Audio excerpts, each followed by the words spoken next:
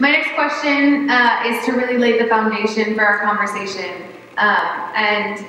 It'll be in two parts. The first question is, how are Ferguson, or what happened in Ferguson and what's happening all over the country right now with the Black Lives Matter movement, and Guantánamo interrelated?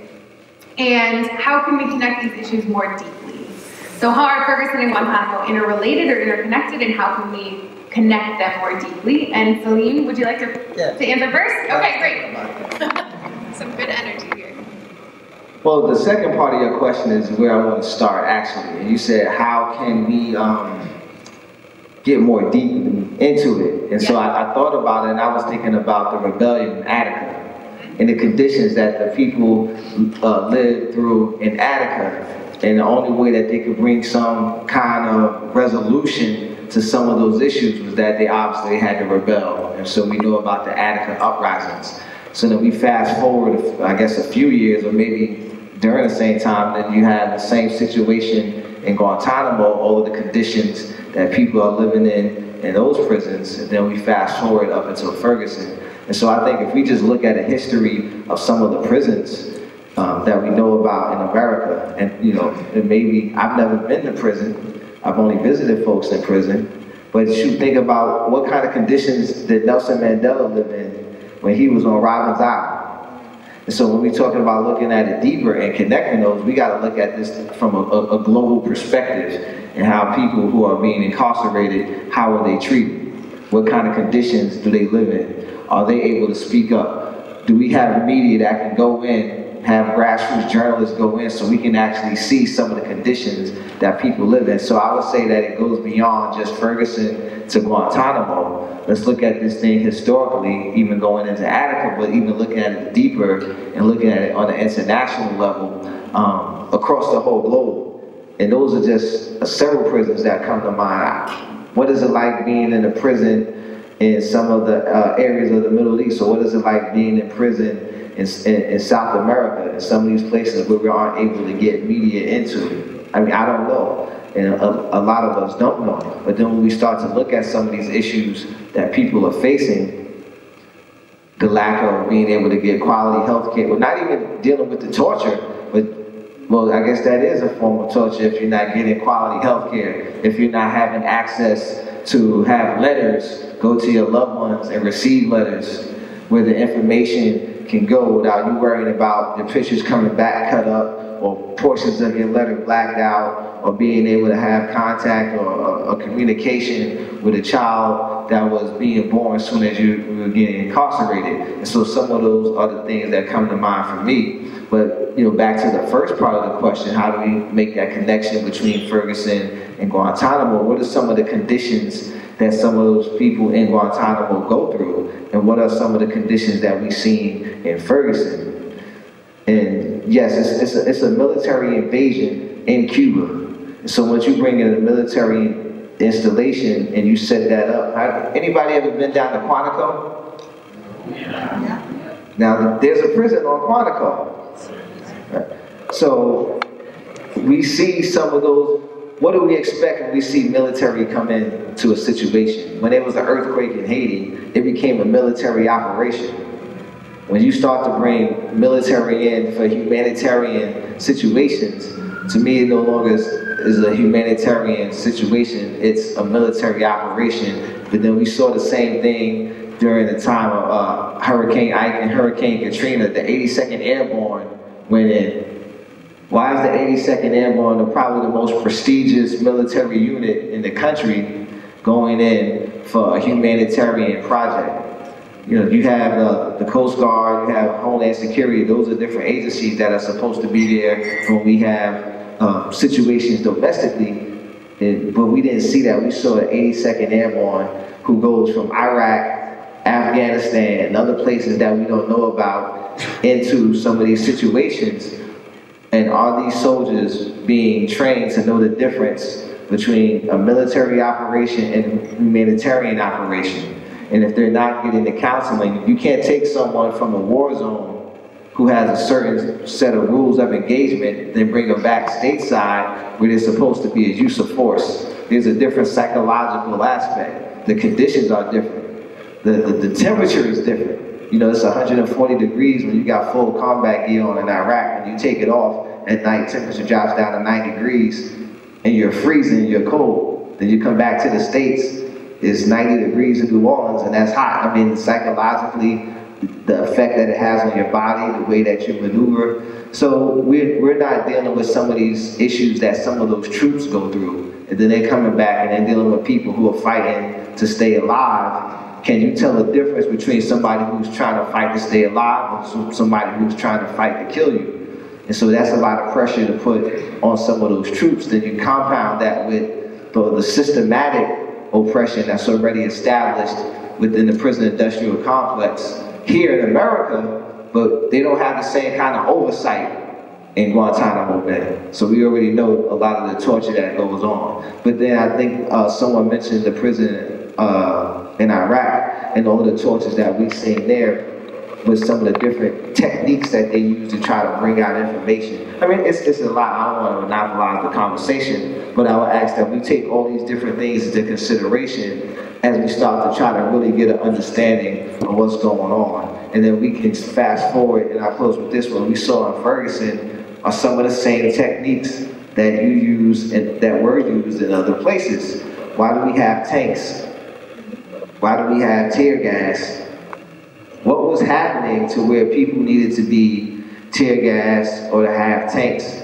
A police officer is supposed to be trained in riot control and an ability to de-escalate the situation. So you have local police, you have county police, you have state police, but then you start to bring in a stronger military unit. So where were all the tax dollars that were going to train the state, the county, and the local police departments on how to de-escalate issues?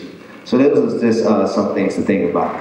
Yeah, just to follow up on Salim's comments, which I thought were really interesting, and it reminded me of what Malcolm X said. Malcolm X, I forgot what year it was, speaking, and he said, "Don't be surprised when I tell you that I was in prison. Don't you know that if you're black in this country, you're in prison?" And I think about that all the time because the way I entered this process, because I'm a whistleblower, I'm a federal government whistleblower, and so I've dealt with the U.S. government in a very different way because I was also targeted, and my family was targeted. My daughter was almost kidnapped, and you know we have gone through quite a bit with the U.S. government. But this has been sort of a movement that is much closer in some ways to my heart because my son, you know, has been stopped by police over 30 times.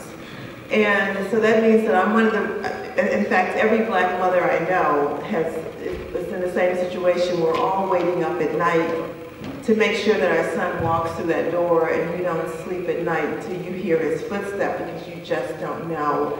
And a couple of times police have actually, you know, driven right to my front door. My son is, I'm on the phone with my son and saying, "Mom, they're following me again. You know, have the door open." I have the door open and the police will, you know, he'll jump out the car, he'll run into the house, and we live in Bethesda. So this is a really, really horrific situation. So I know in a symbolic way, I think we all feel imprisoned in this country, and you have to feel imprisoned when just by having black skin, you are constantly at risk for being killed in this country.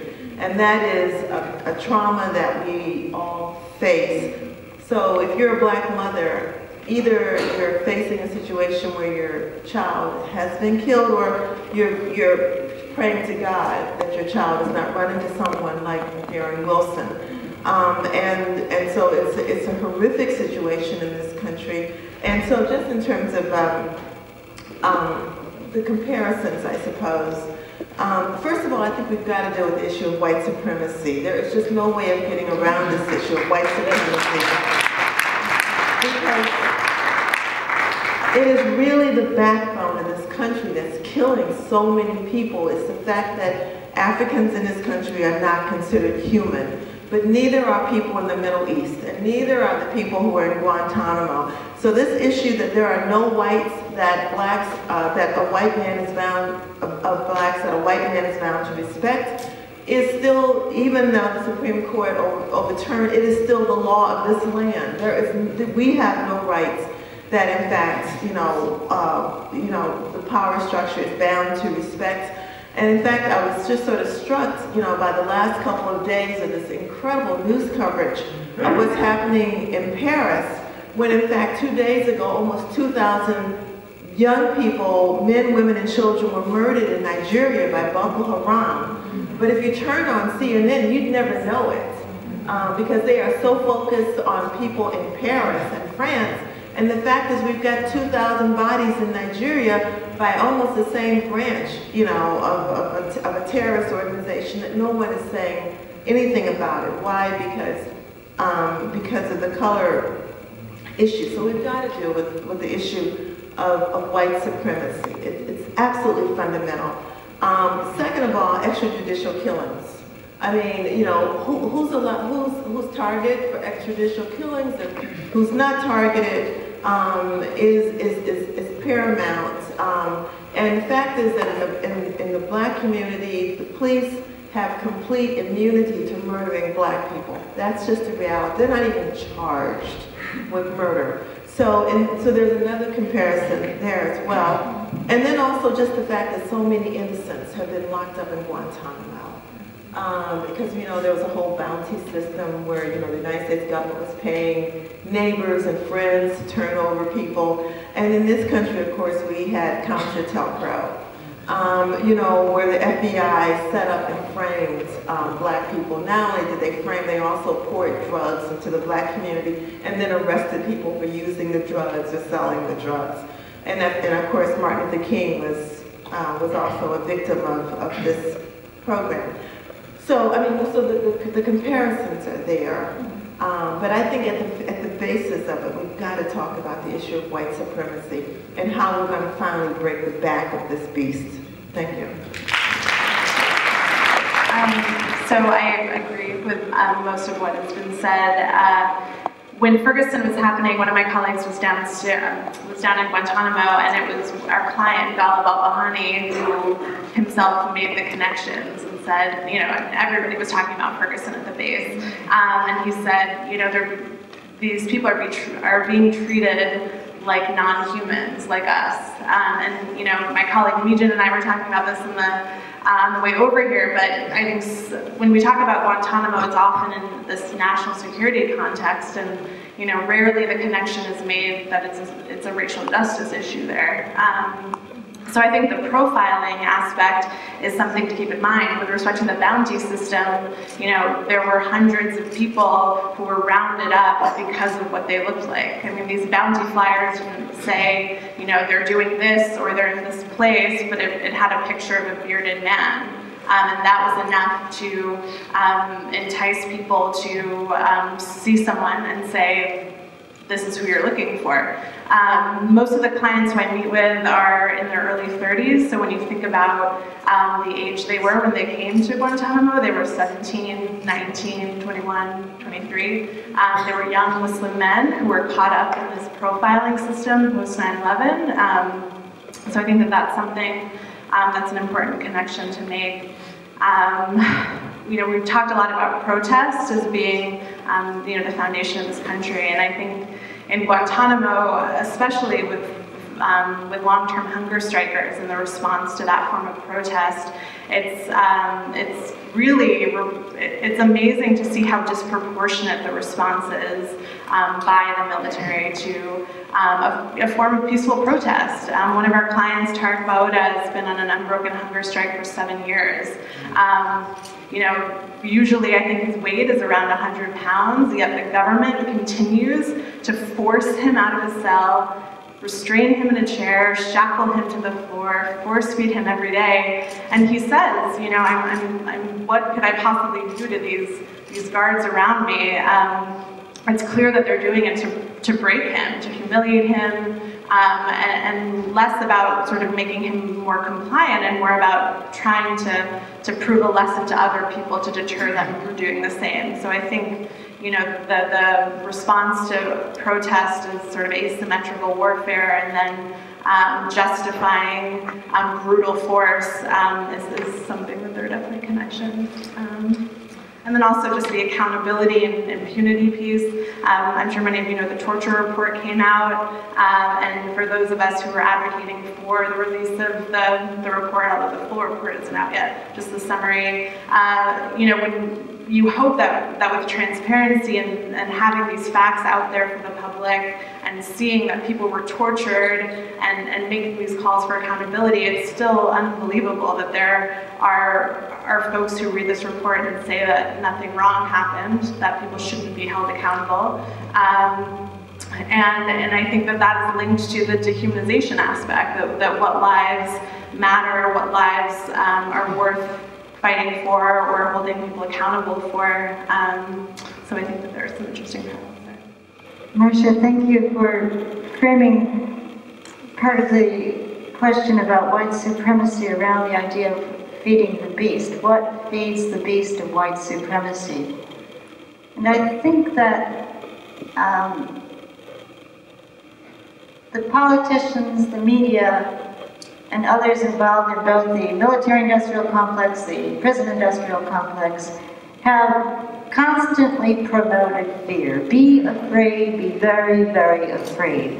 And that feeds the beast of white supremacy. People get this idea that somehow if you're white, you're exceptional, you automatically are entitled, you automatically should get a bigger piece of the pie, and your children should get an even bigger piece of the pie. And so to protect the security of this atomized group of your white kin, there is a tendency to go along with, to hold your nose maybe, but go along with, don't rock the boat of whatever continues the security of certain jobs, certain prestige, certain places globally in the society, which are very, very comfortable and secure relative to the other people. Now, that Salim had been mentioning, the people who are themselves at the point of the gun in the crosshairs as targets, the people who can't feed their families. And so I think that we know that we're moving further and faster toward fascism. That's not something I would have said very easily, I don't know, 5 years ago, but we know that's true about us now. And it's a restoration of slavery. And we see it in the prisons. We see it in Guantánamo. If I could just briefly tell you, I went to this compound in Iraq, in Basra, in southern Iraq after 2003, called the Buka compound. And I went there because these kids begged me, see if some of you can get in there and find out, are our friends still there, are they alive? And I don't know, it was complicated, but we did meet up with their friends. And they told us the same story that the kids outside, the released prisoners, told us, that they were paraded naked in front of the United States military women. That they were forced to hold up their bowls for food and bark like dogs, or say, I love George Bush.